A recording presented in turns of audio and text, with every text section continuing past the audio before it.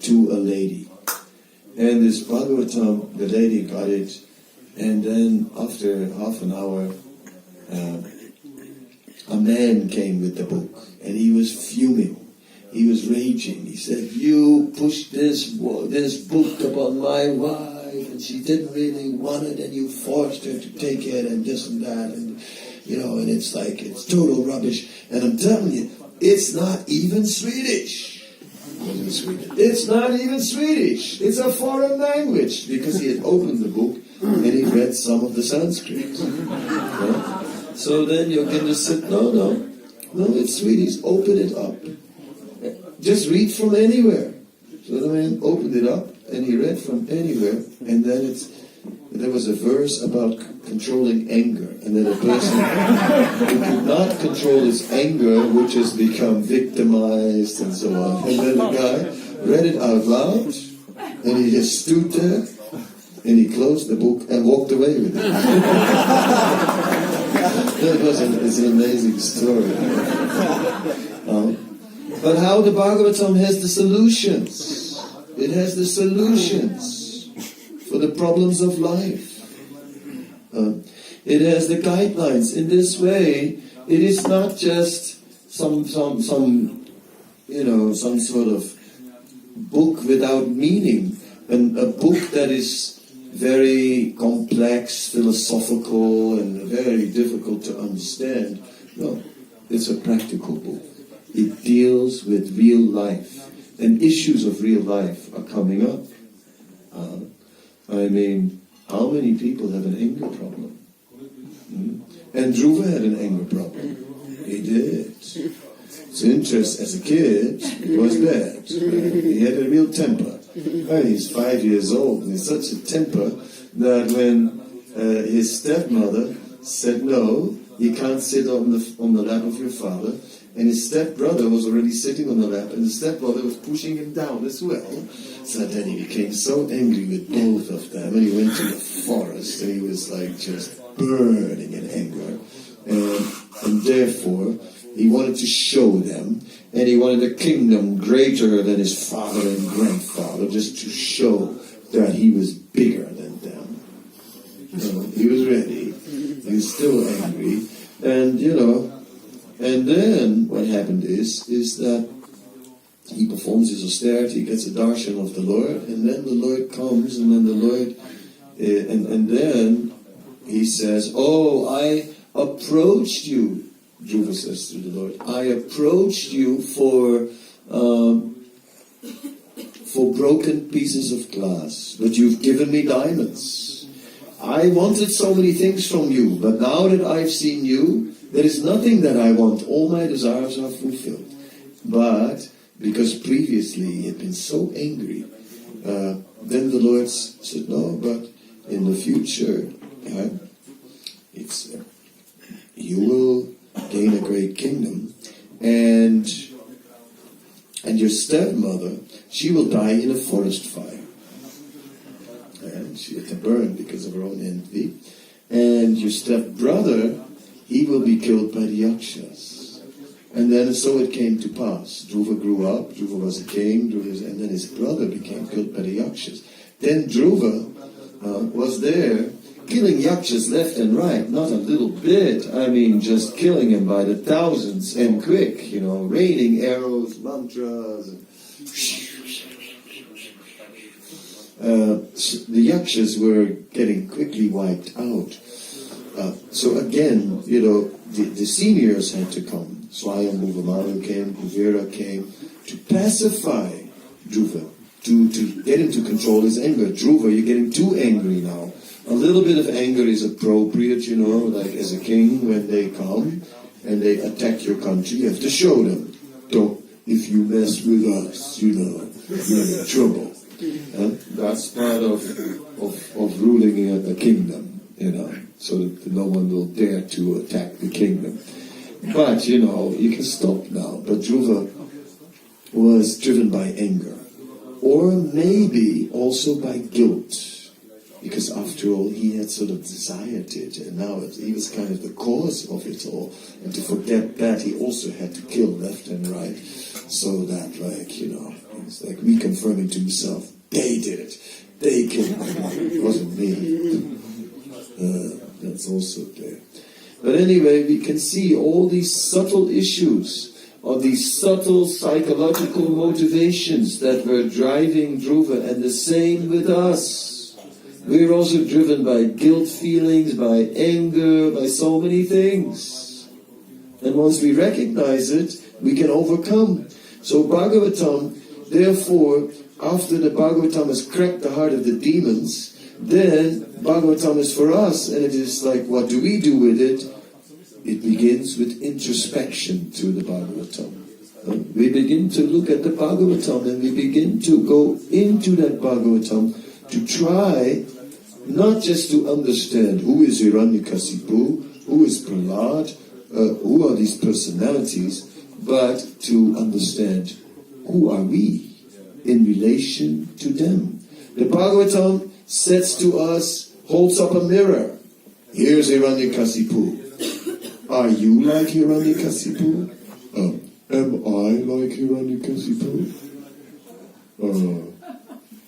Well, he is, I must say, when it comes to acting, he's one of my favorite characters that I like to play.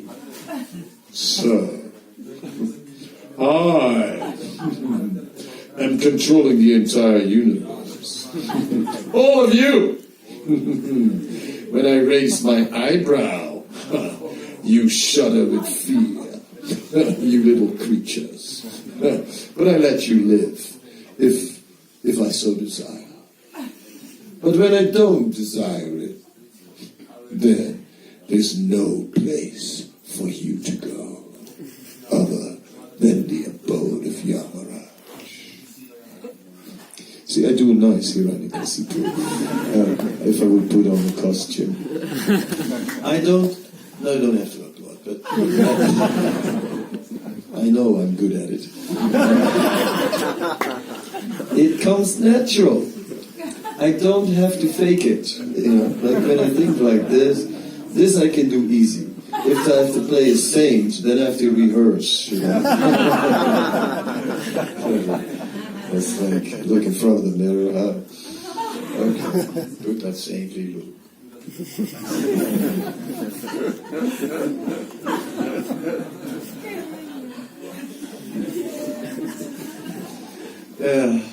So, in other words, introspection to the Bhagavatam. We don't say, oh, look at this Hiranyakasipu, what a demon. Ho, ho, ho, Hiranyakasipu, ho, ho, ho. No. Where is the Hiranyakasipu in us? Are we little Hiranyakasipus? Gold and soft bed? Hiranya, gold, Kasipu, soft bed? Yes. So we can see, and we can measure ourselves to the pure devotional service of Prahlad and see what a level of faith he had. Faith in Krishna. How he had so much faith that the Supreme Lord is just unlimitedly kind. So in this way, through the Bhagavatam, we can understand. And then, if one really reads the Bhagavatam, absorbs the Bhagavatam, then one can walk around there in the world and distribute the mercy and be blissful. And even if people wow, don't worry, you'll be alright. I mean, they won't be intimidated by a growl. So yeah, I used to growl also. It's a tough world, isn't it? Yeah. Suddenly realize, oh my God, I'm growling. Because growling has become the second nature.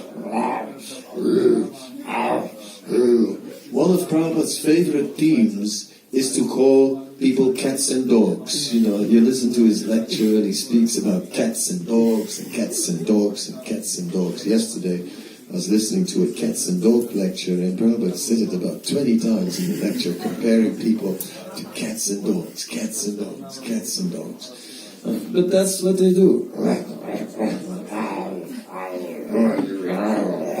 What are you doing here? This is my turn. No, do you think? Yeah, I will accept this from you. Cats and dogs in the sea. So, yeah. Bhagavatam will expose all this and lift us above all this contamination. At least we begin to see. And then we follow the reins. We let the Bhagavatam rule our life. We follow the regulative principles of the Bhagavatam. And we just begin to adjust our life accordingly. And with it we change. First externally, like Bali Maharaj, and then internally, by the experience. And by even, while we are going through we take up spiritual life, and we go through the tapasya of taking up spiritual life.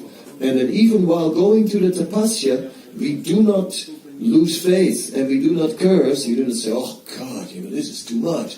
I mean, I have to go through all this, come on, Krishna, give me a break. No. So, oh Krishna, oh yes, now I have to go through all this, but this is your costless mercy. I need the purification. All right, my Lord, please make me stronger by all this austerity, so that I can be like Prahlad and have that full faith in you. And in this way, through Bhagavatam, we can remember how to act even at difficult times in devotional service and stay strong and fixed. And then finally we come out to the real purpose of Bhagavatam, which is Vayam tu navitribhyam uttava sloka vikrame yat sringratam rasagyam swadu swadu pade pade swadu. Swadu. Swadu. To enjoy, to relish. To relish this, to simply relish. So this is very nice. This is very sweet. This is very good. And in this way, this Bhagavatam can bring about a revolution in a misdirected, misguided civilization, and where people are growling at each other and actually bring happiness. And we already must read it first, or at least on the go, so that we also, and then try to realize it, so that we emanate happiness. Otherwise, it will be hard. I mean, if we are totally depressed,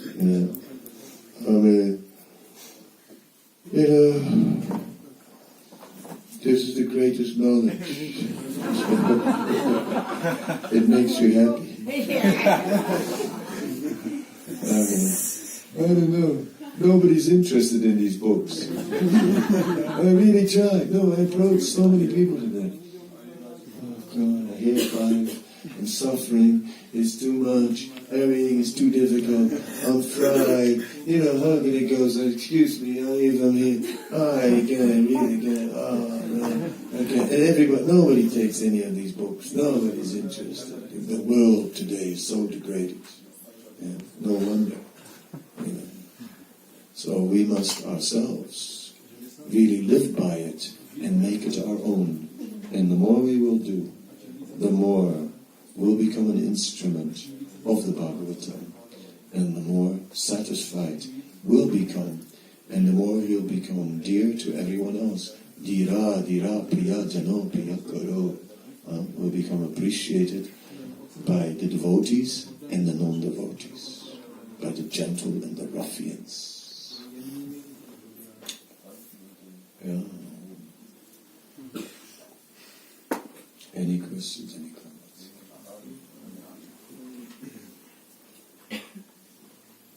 Hare Krishna Maharaj, thank you for the lecture. I have one question. I read in Chaitanya's teachings there are two Krishnas. One is an avatar, and one is the highest personality of Godhead. Okay. There are two Krishnas. Well, there is Krishna, there is the Krishna of Vrindavan, right? And there's also the Krishna in Mathura, Vasudev Krishna. He's not an avatar, he's an expansion of the original Krishna. Yeah? And as an expansion of the original Krishna, even he is attracted to Krishna in Vrindavan. But he's also Krishna. But he's not fully manifesting every aspect of his nature. When he's in Mathura and in Dwarka, Krishna is doing Paritranaya sadhanam vinasya saduskritam dharmasam sapanatya sambhavama yuke. He's establishing principles of religion, annihilating demons. He does what all avatars do. He does the work of an avatar. But he's still the Supreme Personality of Godhead. Govindamadi Purusham. He's always Govindamadi Purusham. Prabhupada is explaining that when Prabhupada was in Delhi, Prabhupada named the deities Parthasarathi, and he named them Sri Radha Parthasarathi. So, Parthasarathi means the chariot driver of Arjuna. Now, Radha Parthasarathi, how is that possible? Isn't that rasabas, mixing of rasas? Because here is Arjuna on the battlefield, and what has Radharani got to do with this? So finally, after some years, someone had the courage to ask Prabhupada, and they asked Prabhupada. And Prabhupada said, no, wherever Krishna is, Radharani is always there, even in Kurukshetra. But hidden. Yeah? So there Krishna doesn't reveal that. But actually, he's still Krishna. Not an avatar. He's still Swayam Bhagavan. Still the internal reality is completely with him. But somehow or other he's acting out another pastime now. Now he's on the battle of Kurukshetra. Well, not shooting there, but riding the horses. Arjuna is fighting. Like that. So Vasudev Krishna is in Mathura, and Vraj Krishna is in Vrindavan. Vasudev Krishna is an expansion of Vraj Krishna. It's the same Krishna, but it's not fully manifesting all his qualities. So there's no this avatar saying you must have remembered it a little wrong. Expansion. He is Krishna, but in a different mood. That's why the gopis were not satisfied when they saw Krishna in Kurukshetra. There he was, in a royal mood and so on. No, he's Krishna, but we don't want him in this mood. We want him, therefore we draw him back to Vrindavan. Jai Jagannath, Jai Baladi, Jai Subhadra, Bharatya.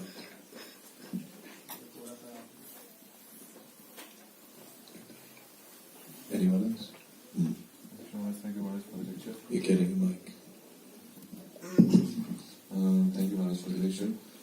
My question is, like in Bhagavatam, some parts are the pastimes of the devotees, but some parts, like the second chapter about creation. When I was reading the second canto, then it was very difficult to understand. I developed fear that, I don't know how will I read Bhagavatam because it was so difficult to understand, like creation of sky, water, and all those things. I don't know. You would rather see it like, and the Lord created the universe in 6 days, and the seventh day was the last day. That's easier. Yeah, it takes a little time to understand how the Lord created the universe. But that's how it is. That's actually how it works. Seems a little technical, but if you look at it, it makes a lot of sense. Because first Krishna expands himself.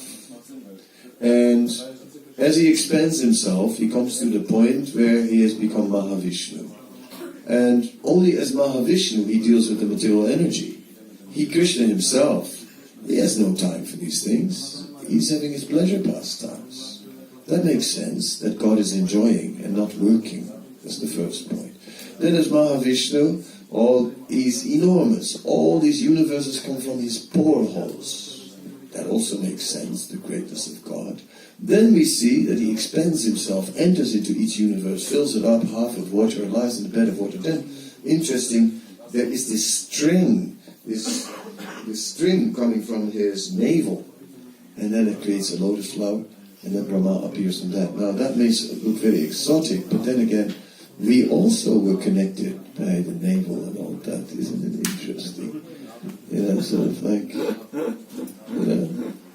So if you read it carefully, then it starts to say, it sort of does make sense, actually. And the more we read it, the more we begin to see how the Lord is involved, personally involved, in the form of an expansion with every aspect of the functions of this world. And which brings him very close to home. It's not only that the Supreme Lord is the origin of everything in this world, but he's involved with the creationary process all throughout. And he's involved in, through expansions with this material energy. And therefore, we're so close to him. So the second canto, actually, not chapter, second canto, actually brings us very close and makes us see that he is very close. Not only Govindam Adipurusam Isvaraha Parama Krishna, not only he is the cause of all causes, no, more than that, he's there every step of the way. See how close he stays with us. See how deep his love is. See his kindness. So this second canto is actually shows the loving nature of the Supreme Lord, how much he cares. He's with us at every phase of our existence. So it's very deep. Read it again. One more thing, there are some things like something came in contact with the false ego and sky was created. So this is very difficult to imagine. Why? Why? Difficult to imagine. No, why? Why is it difficult to imagine? Because I try to imagine it like in my through my senses, like how something interacts with false ego and sky comes into existence. Well, but but then we read a little bit more and we read that there's the potential of material existence called pradana. And that potential, why would this material energy come into being? Why? What for? Why would we have such a place? You thought that Krishna desired the material world? He didn't desire it. He just wanted the spiritual world. We desired it. And Krishna obliged. So it took false ego for the material energy to come into being, because Krishna didn't want it, but the living energy